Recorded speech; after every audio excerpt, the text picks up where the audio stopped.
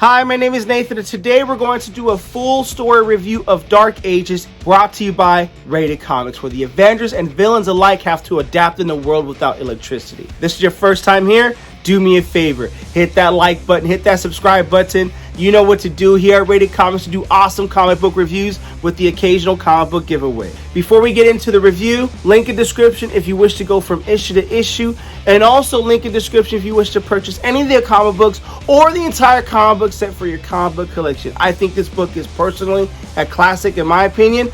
Also, support the art, support the industry. With that being said, let's get to it. We begin this issue in New Jersey. It was a Friday. Peter Parker, Jessica Jones, Luke Cage, Mary Jane, and their daughter, little May,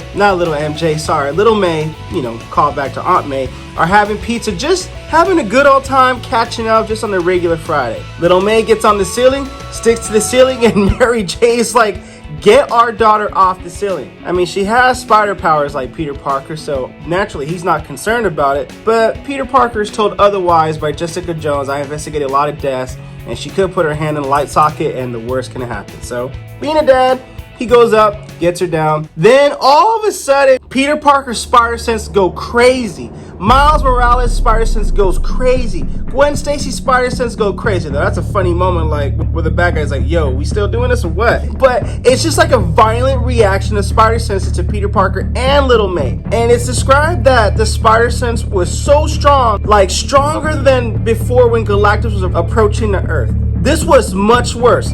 It was like the devourer of the worlds was coming to eat the planet, and he already took a bite. It was that violent of the spider sense. In an underground laboratory, Moon Girl, her mind is racing, looking for the pattern. She finds the pattern, gets on her dinosaur, and races to the world's smartest person, or the second world's smartest person on the planet, which is Mr. Fantastic to the Baxter Building. Not only does the spider sense feel it, Jean Grey feels it, and she telepathically asks Professor X if he felt it, and he's like, it's unlike anything I've ever felt before. Meanwhile, we get Apocalypse, a cyberpath who's just communicating with this unknown problem, and he felt something old and powerful, ancient, and guess what? He craved more, and it was almost like he's foreplaying with this thing, whatever's going on here. So now we know Peter Parker's spider sense is going crazy, and he has to do the hero thing. He tells MJ, I want to get you guys to safety, but I need to know where this is coming from, so I got to see Mr. Fantastic in the Baxter Building. So he gets on his costume and slings away. Now when Moon Girl gets to the Baxter Building, it's kind of an awkward thing for Clobber Time, the Thing, telling Mr. Reed, hey, there's a dinosaur in our lobby here. Moon Girl and Val, their daughter, goes to Mr. Reed and tells him, look, the tremors are not consistent with the tectonic plate shifts, and the quakes are too short. They look like impact tremors, but it can't be on the surface because we will obviously know where it's coming from. This is coming from deep within. We're being attacked from inside the earth. And then Val's like, Dad, I think the world is coming to an end. And then the Watcher emerges, and he's like, yes, the world is ending, and you guys only have hours, and I have very bad news for you. This is what I've been watching for all this time. And he goes into the backstory of what this is about. 10 billion years ago, a living machine was created. It was made to protect the universe and to stop all the bad stuff in its tracks and consume black holes. But over a millennia, feeding on so much darkness, it changed the being and it corrupted it at its core. The Unmaker, that's what the name of this deal is, and began to unmake everything. This living machine began to unmade world and entire galaxies. And the only solution was the living tribunal came in, contained the machine, couldn't destroy the machine because the power was too great and it would cause more catastrophic damage to destroy it. But the best course of action was to imprison this Unmaker into this newly forming world called Earth. It's like, damn, I didn't ask for none of this. Put this on Mars or put this on the sun or something, But for the sake of storytelling, I so far dig it. Now the Watcher tells him that this machine is waking up, and if it wakes to its full power potential, the entire planet and galaxy can be unmade and worlds beyond, and you guys are pretty much screwed. So now they're trying to come with an idea of how to fight. The greatest thinkers on the planet put their heads together, and they all decided the best course of action was to go at it directly. So they assembled the strike team. Vision, a living machine to fight the living machine. Scarlet Witch, a shaper of reality to fight against a being who could unmake it. Doctor Strange, a sorcerer to fight the pinnacle of technology. Invisible Woman to protect them from the heat of the Earth's core. And guess what? Ben, the Thing, in case anything that could be solved with some really hard hitting. To me, this seems like a pretty solid team, and this is great storytelling and great writing. So Doctor Strange opens up a portal, and they immediately go to the center of the core. They get, well, not so much greeted by the Unmaker, but the Unmaker's just looking at them like, okay, I'm on phase. And even Ben's like, dude, that's gonna take some clobbering, some serious clobbering. The Machine pays no attention to them at all. He's just busy trying to punch his way out of the Earth's core, and on making boulders are coming down. The force field from Invisible Girl has to protect him, and she's holding strong. But these punches, these impacts are so violent and strong that they're felt in all parts of the Earth. In Wakanda, it's even felt, but they're like slight rumbles or whatnot, but very noticeable since Wakanda is built on the bedrock of vibranium. In Nepal, in Canada, this destruction is just intense and insane. In Atlantis, this is being swallowed by the Earth. These punches are causing devastation,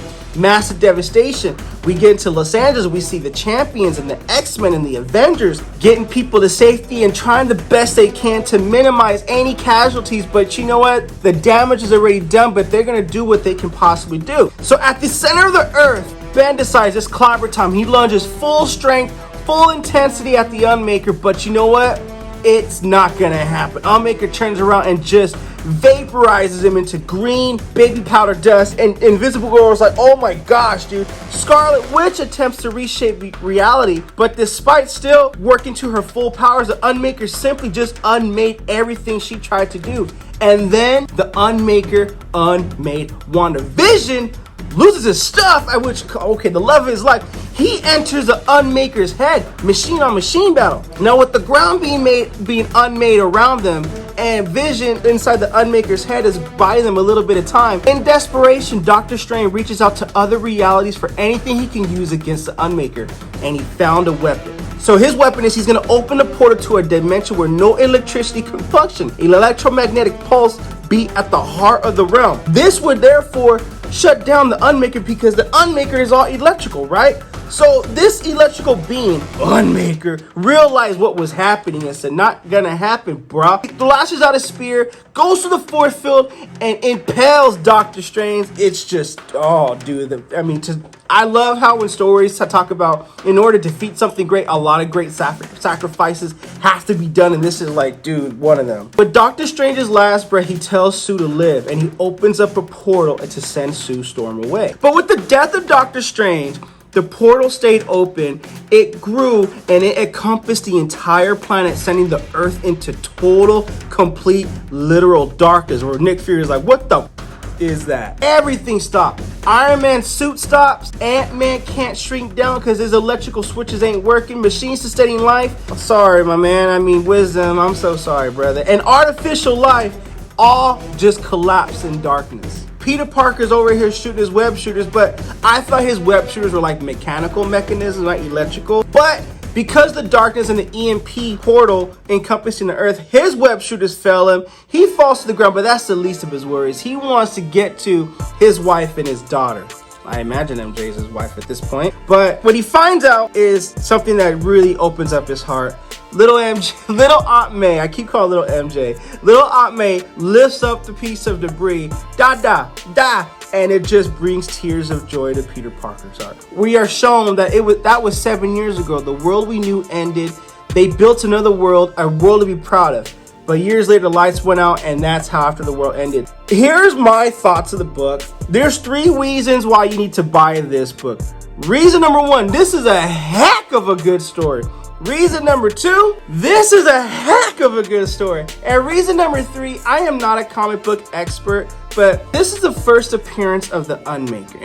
And from what I understand with comic books, if you buy comic books for appreciation or just to buy and hold, if the Unmaker gets made into a character in What If episode or a future Marvel movie or anything like this, comic book is only going to increase in value. And those are my 3 reasons why you should purchase a book. Now, preferably, I wish you purchase this book from Rated Comics. Link in description, by the way. Great story to tell. I am so interested to see how this turns out. Then again, I probably don't watch a lot of apocalyptic, But you put the heroes in a position where the smaller heroes can shine through, and how they're going to shine through, this is a popcorn comic book and coffee waiting to happen. We begin this issue with the narration of Peter Parker. After the world went dark, people were scared and grieving, and their fear turned into anger and hurt. There were wars fought over borders, resources, ideologies. It was chaos. Between the earthquakes, or the initial earthquakes and the loss of power, and the wars, billions of lives were lost. But then cutting through all that fear and rage, they figured there had to be a better way, and the message started spreading around. So we get people like Wolverine telling people it needs to be a better way. Wakanda. I love Shang-Chi. And Deadpool's clap back with this homeboy right here. Hey, my friends have some ideas, or you just want to ram this sword up your eye socket. I think that was really cool. And what that better way was telepathy, led by Professor X. He was the head telepath in charge. And who says in this post-apocalyptic world it has to be a bad place?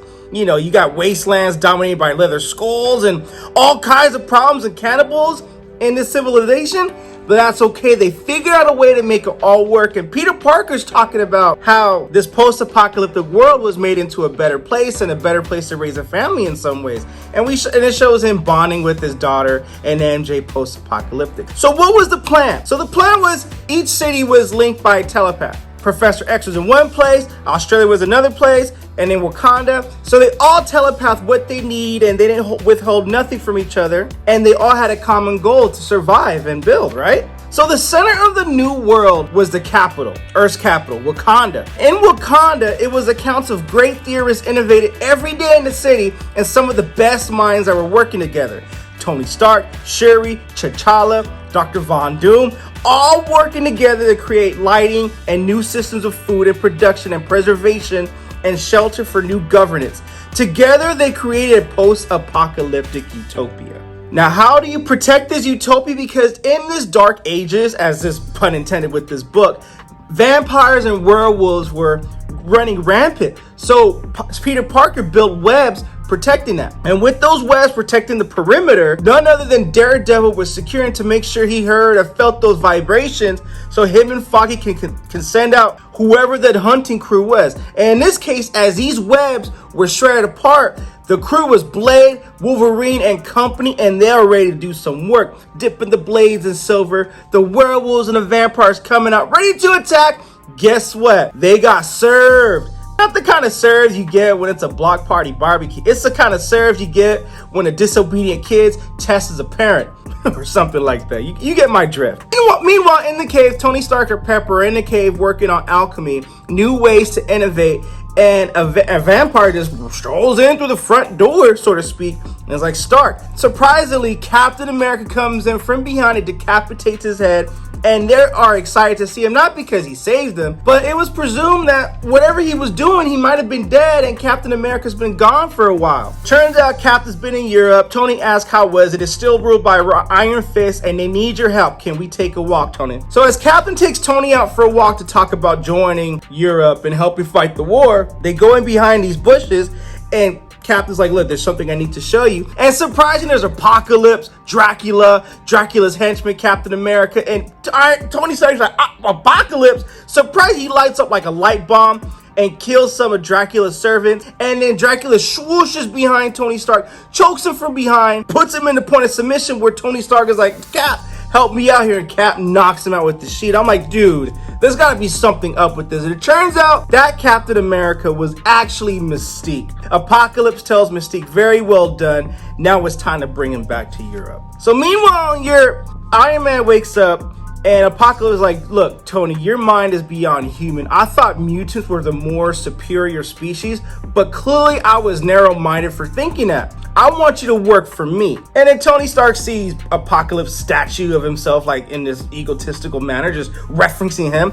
And Tony's like, sorry, I've always had a firm rule about not working with people who have slaves built them statues. And Apocalypse class Blacklight. Well, and your Iron Man suits were not partly shining tributes to yourself, right? Were the metals not mined by slaves in other lands? So Apocalypse continues to tell Stark, evolution uses and kills inferiors and undeserving beings. There could be no progress with our world rendered stagnant. And Apocalypse take Tony Stark underground. Tony Stark sees Reed. It was like, dude, I thought you were dead. Sue thought you were dead. And what are you guys doing here? In like this monotone, just neutral reaction, everything we can to help out Inside-preneur. And Tony's like, are you being threatened or no? We've been given a chance, Tony. And then Tony's like, okay, this is very sus here.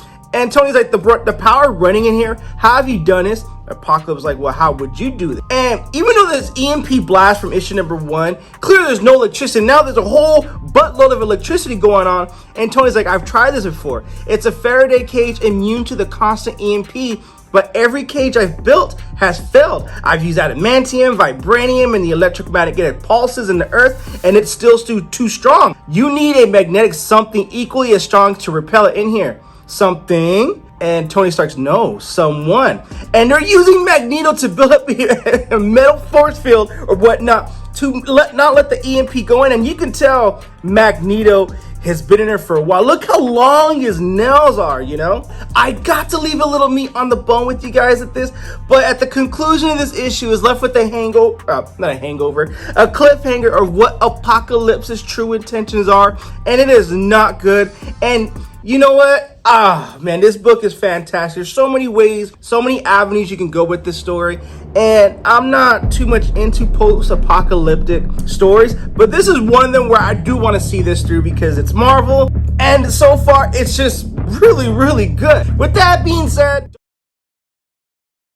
now we start off with this issue with Johnny Storm saying flame on and he goes into flames, but not entirely into flames. He's using his flame to heat up a teapot. And Danny, Luke Cage, and Jessica Jones' daughter is like, wow, and baby May is there, as well as these other kids. Johnny Storm explains that he boiled a kettle. And once I burned so hot, I melted through Galactus. They're like, okay, who and what's Galactus? And then Peter Parker's like, Johnny, tea party for kids. So planetary threats are not invited here, bro. Oh, my bad, it's all good. So he offers the rest of the people tea. Jessica Jones comes in and Luke Cage is like, hey, good timing. Danny, offer your mother some tea, would you? And the look on Jessica Jones's face says it all, and Peter Parker asks, what happened? So we go back to the Alchemist cave where Tony Stark was last seen. Pepper, Blade, and the strike team is there. And Pepper says Steve Rogers just showed up and him and Tony went out for a walk and never came back. Female Wolverine has her scent and she's like, Captain America wasn't here. I mean, Captain America smells like a sturdy oak table and duty. I don't know how that smells like. Someone else was here. And by sniffing some more, it was like, no, it was Mystique. They took him out for a walk. She follows her nose. They go out to the field where Tony Stark was taken. They deduce and Blade deduce, hey, Stark put up a fight because a lot of vampires died. And Happy Female Wolverine's like, Pepper, I'm so sorry. I know who was here and I know who took Tony. It was Apocalypse. Meanwhile, Dr. Doom was like, if Apocalypse has taken Tony Stark, we need to recover him immediately. And they're like, we're surprised to hear you care about Tony Stark, Doom. I don't care so much about Tony Stark. I only care that Stark is the greatest weapons maker who has ever lived. And if he's working with Apocalypse and other great minds, the paradise what you so-called that we live in is not going to be anymore. We need to retrieve him immediately. In the hands of Apocalypse, Stark is a ticking time bomb. So they figure, okay, we're going to go out and get him. Let's do this. Peter Parker's like, I'll go with you, Pepper. So is Johnny Storm. And T'Challa Levelhead is like, hold up. We spent years avoiding conflict with Apocalypse and his forces, and we cannot rush into this. But I know someone who could rush into his base to see what we're exactly working with. And that's exactly who? Pietro. They figure he could just go in a heartbeat. Before anyone can detect that he was there, he'll just come back and report. But there's one thing that he didn't account for. Because how could you account for it? It's that what he discovered was his father, Magneto, inside this force field being sucked the power out of him, powering up this thing. Which is explained in issue number 2. And when Magneto calls out to his son Pietro, that just gives him an emotional rush where Quicksilver figures, I'm going to try to rescue my father. Stop this. When he goes in, there's a force field which knocks him back and collapse him to the ground. And Apocalypse is like, your defenses work well, Dr. Octavius. He's like, well, thank you. Let's lock him away. And Apocalypse is like, no, I have something better than that. We're going to use him as a Trojan horse. So they use Quicksilver as a Trojan horse to send him back to base to report. When they ask him, okay, Quicksilver, what have you learned? His eyes turn purple because Kilgrave took over his mind. All right, as soon as they realize something's up, before they could get armed themselves with a weapon, I love this visual of Pietro just running around, Peter Parker trying to web shoot his way into, he's too quick, he's too fast. And this visual right here perfectly explains what he's doing. There's no confusion, and this is awesome to look at. Before Johnny Storm can say flame on, he gets impaled from the back, and Sue Storm is like, Johnny, in grief. And it only took a second for all this to happen, and it also only took a second for Jean Grey to get into Quicksilver's mind to shut him down. But guess what? So much damage had already been done, and the damage couldn't be reversed. Johnny Storm is burning away, and his flame is getting more powerful and more heat driven. We even know, despite how powerful Sue Storm is, she could not save him. She saved the rest of the team, but she could not save them by providing a force field to protect themselves from all the heat exposure. Quicksilver in bed, hospitalized, is like, oh, I'm so sorry, Sue. Jessica Jones is like, it's not your fault. I know, it's what Kilgrave does, and you can't do anything about it. So none of this is your fault, Pietro. And then Black Panther's like, well, what did you see? And he explains they have a pyramid full of electricity, and Sue Storm's like, impossible. Well, they have my father trapped in the middle of it, so I saw it. Black Panther's like, oh, if I was trying to build a Faraday cage against the EMP and I was an actual monster like Apocalypse, that's how I do it. And they're like, well, you saw Stark. Who else did you see? Yeah, I saw Stark. I also saw Hank McCoy, Dr. Octavius, Reed Richards. As soon as Sue Storm heard Reed Richards, she got shocked because it was assumed that Reed Richards and his son Franklin had been missing and presumed dead for years. And Quicksilver was like, yeah, Reed was there working for Apocalypse. Sue Storm was grieving and watched helplessly as her brother died. Then suddenly she was given new hope that her husband and her child was still alive. So she runs, she's ready to do this thing, assemble the strike team. We're gonna invade Europe the next morning. Now, Apocalypse, knowing this, knowing they'll be coming, and he'll be ready for this, trust he will be ready for this. And his first line of defense, from what it looks like, is a team of symbiotes. And I got to say, I had a fun time reading this book. It's a quick read, fun read, and you won't regret it if you purchase this comic. Link in the description if you wish to purchase this comic from RatedComics.com. Support the art, support the industry. Now, one thing I love about this, how they build Johnny Storm up in the beginning, and then you have a sentimental moment when his life is taken away. I don't know how they're going to bring this back. I really would love to see what other line of defenses Apocalypse has, and I also want to see what kind of showdown is going to happen in issue number 4, and I'm excited to read more of this. Just a quick summary before we get into this issue. The Unmaker awakened inside Earth and began to destroy the planet. When Doctor Strange released the EMP wave, all electricity on the planet was wiped out. Doctor Strange died, and Tony Stark was abducted and taken by Apocalypse in Europe. Quicksilver revealed that Apocalypse is using a group of mind-controlled heroes, including Mr. Fantastic and Magneto, to create electricity. Now we begin this issue aboard the helicarrier, but since it lost all of its power, it's used as a ship. Nightcrawler is the captain, and Multiple Man multiplied to become Multiple Seaman. With this kind of teamwork, they were able to move hundreds of thousands of people across the sea at a time. They moved 100,000 refugees at a time to Wakanda. Black Panther greets Storm, and they share a kiss. Many more refugees are waiting back in Portugal, and there's too many to count. Black Panther will find a place for them while Apocalypse rule. He will not close his borders to any Europeans who need their help. Pepper enters with Iron Man's suit looking for T'Challa. Pepper instructs the need to speak with the Admiral and tells Storm will talk on board the helicarrier. On board the helicarrier, Pepper filled Admiral Furion. That's really cool. She wants to go to Europe and rescue Tony Stark and Mr. Fantastic. Nightcrawler is like, my people are exhausted and after being on sea for such a long period of time. Sue Storm suggests that they be given a small ship from the fleet. Fury refuses because they'll be defenseless if any of the majors show up, such as Namor, the Raiders, and any of the monsters. Not much of a rescue mission if you guys get captured or drowned. Nick Fury asks Storm if she's up to using her powers to move the ship at a faster rate. She's like, well, my kingdoms is threatened. So she is totally on board with it. And 2, it will take them weeks to travel if they relied only on the engine. Her powers will save a lot of time and shorten Apocalypse's timeline. They say their goodbyes and left the kids behind. Storm filled the sails and they set off to sea.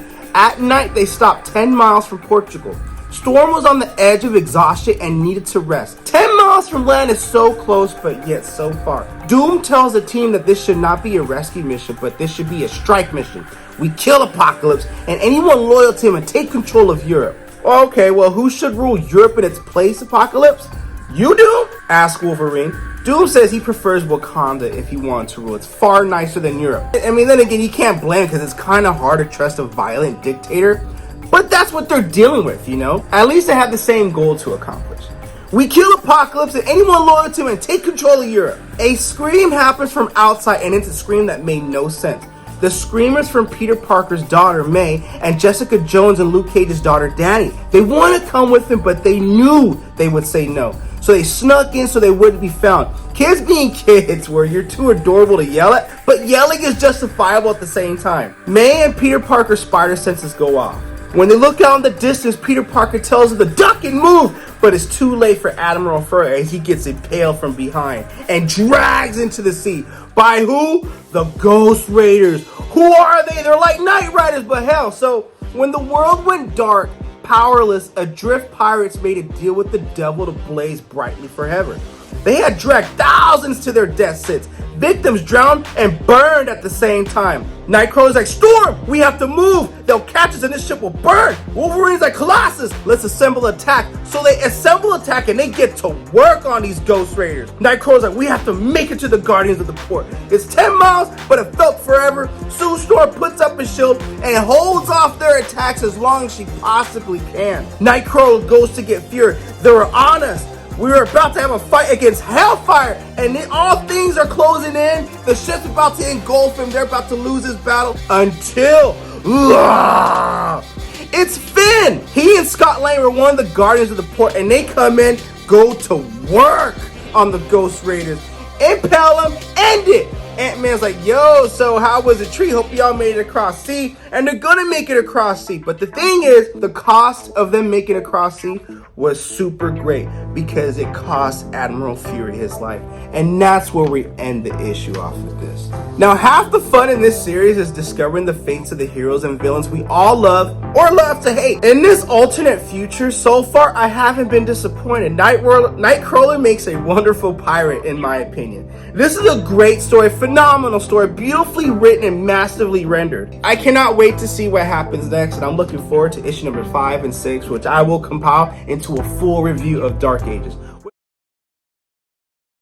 We began this issue with the burial and the ceremony of Nick Fury, a man who has fought wars for so long but spent the last years of his life proudly building something better, transporting refugees across the seas away from harm.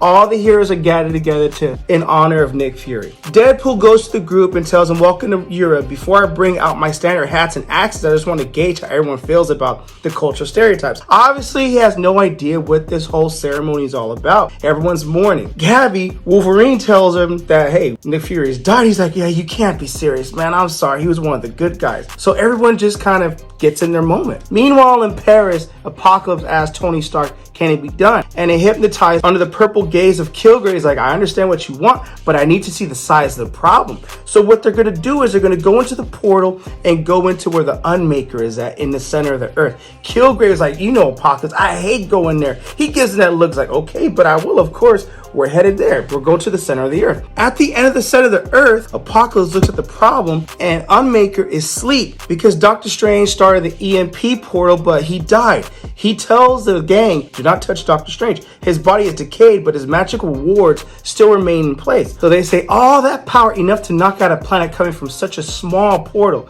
But the thing is, their hypothesis, their thesis, is the neutron stars lies inside, giving off a constant electromagnetic pulse. So Tony Stark's like, that's a good working theory. What Apocalypse wants to do is he wants to control the mind of the Unmaker, but they have to find some way to contain this portal. So Apocalypse figures to inhabit, to take control over power beyond that of even a celestial or god, I would need minutes, perhaps an hour at the longest. Can you contain the power of a neutron star for an hour? Can it be done? And Tony Stark's like, it's impossible, but I'm always up for a challenge. Tony's mind had begun turning and the clock was ticking, so they have to reach France to stop Apocalypse and his plan to control the Unmaker. And even though it's Tony Stark saying it's impossible, chances are he will work and work and work to try to figure out how to do it. But there's a problem. Peter Parker's daughter and Luke Cage and Jessica Jones's daughter snuck in on the boat, and they figure they have to get him back to shore, get him back away from the danger. And they asked Storm, how long would it take for you to be ready for sail? And Jessica Jones like, Storm's not sailing. And Storm's like, yes, exactly, I'm not sailing. You need every advantage you could get against Apocalypse. If we free Europe, if we end the tyrant, the refugee crisis ends too. So the last great threat to Wakanda and the world is removed. I'm coming with you. So with multiple going back and forth, and even Dr. Doom is giving parental advice to Peter Parker of all people. He's like, dude, I really don't need to be taking parental advice from Dr. Doom. Don't even go there, bro. But they figure the best situation, the best scenario is, instead of sending the kids back and risking danger, is to keep the kids with them. It's counteractive, but you know what? What are you gonna do in this situation? We all hands on deck in this scenario. And not to mention, dude did make a good point. If it hadn't been for the kids sounding an alarm with the Ghost Raiders, the attack could have been more fatal to all of us. But we had those couple seconds to get ready for it. So Deadpool takes the Kang to the Deadmobile, and I'm gonna take you on a course to Europe because I've been beaten, stabbed, and shot in every part of the continent, and I am an expert in places to avoid. So all aboard, and we set out to save the world. Heroes and villains, Avengers, mutant, children, and dinosaur. Deadpool was the tour guide. On their way to France, on their way, soon they had to stop at night because it's dark, and you know, you gotta stop, you gotta rest. And they stopped in the forest away from the major roads, but Wolverine sniffs something in the forest, and Blade is like, what is it? It's hard to say, it's a mix of scents, bitter, rotten, but the scents are faint. Blade is like, well, if something is hunting us, then let's go hunt the hunter quietly. Above in the trees, Wolverine sees something. Get ready. And she gets impaled. But what is it? I love the horror element, how they're getting attacked by something unknown. So the attack goes on. Blade swings. All this is happening. Meanwhile, Gabby, Wolverine had the unique power. Nanites in her body meant that she couldn't feel no pain. But the nanites lost their power when the world did. And now she feels everything. And the screams are overheard by the rest of the gang. Doom is like, stay together, stay with the fire. And Luke Cage's daughter is like, Mom, don't worry, Danny, everything's gonna be okay. We all knew a whole lot of danger was coming our way, but it was a kind of danger that could evade the spider sense. And that's when Peter Parker knew, if I can't evade the spider sense, and he figured that's when Moon Knight's girl's light was about to reveal what it really is attacking. Venom and Carnage, two symbiotes joined together around one host. So Devil Dinosaur, Moon Knight's Devil Dinosaur, threw himself in front of their attack and protected her. And he trumps at the Venom Carnage symbiote, throws him in the middle. Now that they know what's going on, they all launch an assembled combined multi-attack. But once they knew what they were fighting, the Nightmare didn't stand a chance. The two symbiotes are both afraid of fire. So Iron Girl, powered by a furnace, unleashes this flame, dislodges the symbiote away. Sue Storm's shield, everyone says Storm. She does that. Storm unleashes this giant-sized thunder attack to end the symbiote once and for all. And underneath that symbiote is Miles Morales. They gained a friend, Miles. And Miles Morales is like, hey man, I got to warn you about something. Nothing is going to be okay. I heard it all. I know how Apocalypse is going to end the world. And that's how we end Dark Ages issue number 5. I am looking forward to issue number 6 to see how this is going to end. Apocalypse the world with all the heroes in this combined event all coming together. Dude, you can't get any better than this in my personal opinion. Link in description if you wish to add this comic book to your comic book collection, because I personally feel this is going to be a classic. That's just my personal opinion. I dig the story, I love the story, and I know you'll love it too. We begin this issue with Miles Morales telling Dr. Doom and how he and Venom found each other after the world went dark. He said it started in the early days where they kept each other alive. It worked for a while where the Venom and the Carnage symbiote bond, and the two of them whisper in his head, and he lost himself in all of this. Dr. Doom was like, why would all the symbiotes work for Apocalypse? Miles Morales tells him because of what he promised him, because what Apocalypse plans to do is he's going to stop the EMP, and that's why he kidnapped all the inventors. There was going to be a moment where the power came back on, and he promised his symbiotes a ship to escape from the planet because Apocalypse was going to destroy the world. Now, how are they going to do that? Tony Stark devised a plan where he experimented with alchemy, where he used every metal that he could work with to block out the pulse. So what they plan to do is use a certain metal to contain the EMP blast long enough for Apocalypse to enter the consciousness of the Unmaker, where he would become a god. So Beast is like, Reed, have you run your calculations? And Reed's like, yes. The sphere Tony has devised that would crack under the stress of the portal, Magneto would not survive, and it's at its center. But he believes it will hold long enough. So what they're going to do is surround the portal with a blend of metals to deflect and absorb the electromagnetism with the strength to hold it all together, so Apocalypse can do his thing and enter into the consciousness of the Unmaker. But Tony Stark's like, the only problem is Reed can create something to break down the shield, but he also needs some pure adamantium. The shield is not pure. So unless you have somewhere lying around Apocalypse, this is a no-go. When Apocalypse is like, oh, I do have some pure adamantium. In a cave, we see Wolverine, and Wolverine knows that smell. And there's Apocalypse, Purple Man, Killgrave, and Cyclops going into teleportation mode into that cave. Killgrave takes off the goggles of Cyclops so he can go all ham with his laser beams. Cyclops begs Logan to not let them do this and to take him out the game right now. And before he can do that, when Wolverine lunges at him, Killgrave commands Cyclops to open his eyes and to let it all go. And Wolverine's bones were covered in adamantium, but everything holding together, his muscles, his tendons, it all incinerated with Cyclops' blast. There goes your adamantium, says Apocalypse. He asks Tony Stark, how long? And Tony Stark's like, well, Reed can whip up a molecular deconstruction pretty quickly, and it shouldn't take long. Once the metal's in form, I can work with it. So Apocalypse like, okay, good. Begin now. Dr. Octavius asks Apocalypse for a word in private. So they go out onto the field in Europe, and Apocalypse is like, all right, Doc Ock, what is it? And he says, everything Stark has devised should work, but there is one hole in your plan. If you move your mind into the Unmaker, I can't guarantee your current powers will work. You may not be able to teleport out the center of the Earth. And Apocalypse already thought of that, and he is okay with that. If I have to punch my way out the Earth to destroy the Earth to get out, what's the problem, Doc Ock? And Doc Ock's like, whoa, that's not the planet we're standing on. And you notice that Doc Ock does not have purple eyes. He's not under the influence of Killgrave, because at the beginning of all this, he was on the side of Apocalypse. So as there was no need to control him, to put him under the spell of Killgrave. And now that Octavius is onto the flaws of Apocalypse and his plan, Apocalypse is like, look, I can't have someone so clever trying to think his way out of it. So, I gotta take you out the game. Splits him in half. So Spider-Man, Peter Parker, his daughter, Devil Dinosaur, they all ride into Apocalypse. They have an hour left until Apocalypse truly lives up to his name. They have a plan together. Dr. Doom is like, we have to be clinical. It requires precise timing in the midst of chaos, but it's brutally effective. I like your idea. This could work very impressively. So they have a plan. They devise a plan. Everyone's on board with the plan. Miles and Devil Dinosaur were in no condition for an assault, so they were asked to stay behind and look after the kids. They say their goodbyes. They go, and Storm does her thing. It begins to storm outside of their headquarters in the Lover. That's where Apocalypse and the gang are waiting at. Apocalypse is like, all right, get Magneto and prepared. Do not stop encasing the sphere, building the sphere to stop the port. It's already begun. Let's do this. Killgrave, let them out of their cells. We got to do this thing. Killgrave was like, all right. So they all knew what the plan was, Peter Parker and gang, and they all thought what they were up against. But what made it tougher to do is they were up against their friends: Beast, She-Hulk, Captain Marvel, Captain America, Dracula, Cyclops. It's like you have to go against your friends, so they're not going to hold any punches back when they're fighting you, and you have to hold your punches back when they're fighting their friends. This is an interesting dynamic here. So as this whole war breaks out and they go all out into this battle, this is an epic panel to look at, while Krieger was just looking like, yes, kill them all, kill them all. Doom is telling Dracula, cease trying to eat me, you undead idiot. We need to talk. So meanwhile, Doom has his own plan. Everyone has their own plan,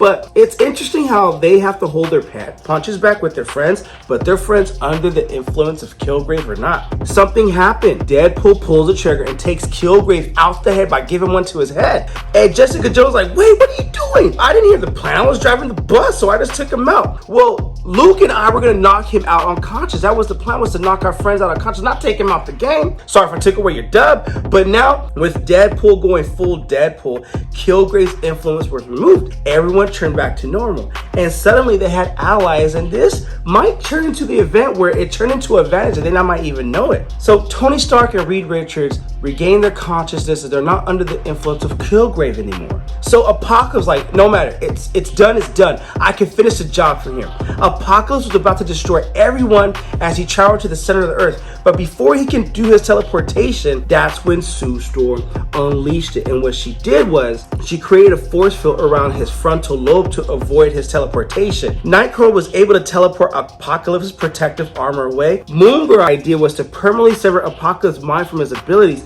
to give him just a little bit of time to do what Dracula needed to do, and that was to buy him. And Victor Von Doom thought of a way to end Apocalypse by manipulating a monster into making him destructible, by making him into a vampire. So when Dracula bites Apocalypse, he turns into a vampire, and what's better thing than to have Blade not only decapitate Apocalypse's head, but also decapitate Dracula's head, because you can't trust them both. Dude, this is gay. I mean, Blade just goes all up in there. So they got Magneto out of there. Everything's over with. And who says the post-apocalyptic world has to be a bad thing? After the fall of their civilization came something better, and that's where we end the issue where the heroes are victorious. I personally dug the issue. My only negative about this is the issue one, and the way this built up slowly and surely and moved the story forward was great. For some reason, to me, issue number 6 just felt rushed to me. I mean, I thought this was great. I hope to see more stories like this with Tom Taylor and Dark Ages or the Marvel Cinematic Universe. I definitely dug it, and I'm looking forward to more. Link in description if you wish to add this comic book, if not the comic set, to your comic book collection, because I personally think you'll dig it. I believe this is going to go down as a classic in my personal opinion. Just for some dude on the internet, don't quote me on it, that is just my personal opinion. With that being said, Dark Ages issue number 6, what you guys think of the comic book? Comment below, let me know. And also, if you like the content we're throwing up, you know what to do. Don't be shy and don't be stingy. Here at Rated Comics, we do awesome comic book reviews, comic book related content with the occasional comic book giveaway. Thanks again for watching. Until next time.